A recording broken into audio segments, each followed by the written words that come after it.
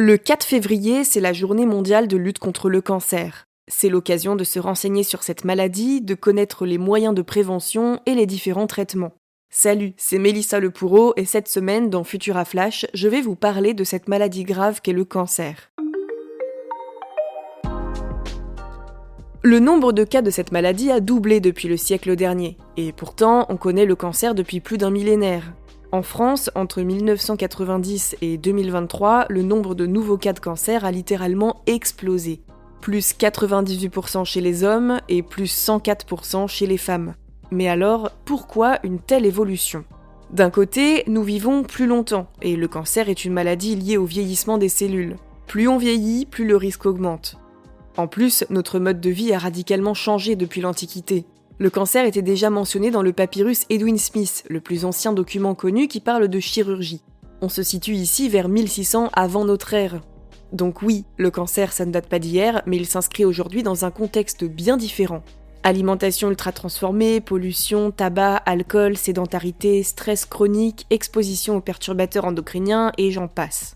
Mais si on va un peu dans le détail, c'est par exemple les pesticides dans nos fruits ou l'abus de sucre et d'additifs alimentaires qui favorisent un terrain inflammatoire propice au développement des cellules cancéreuses. L'exposition prolongée aux écrans et à la lumière bleue perturbe notre sommeil, un facteur clé dans la régénération cellulaire. De même, certaines substances présentes dans les plastiques, comme le bisphénol A, sont soupçonnées d'augmenter le risque de certains cancers hormonodépendants.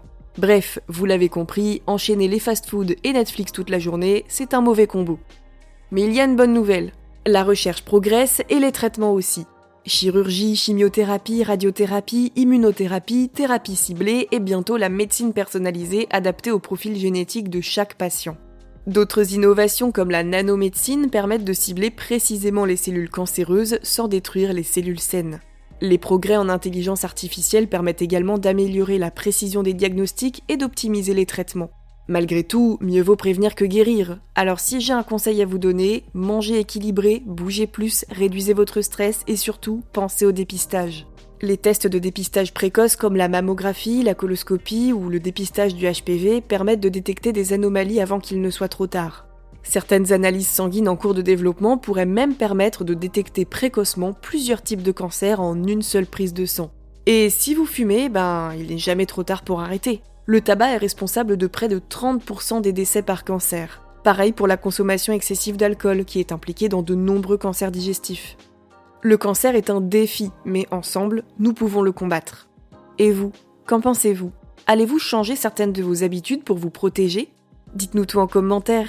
Quant à moi, je vous retrouve prochainement pour un nouvel épisode de Futura Flash.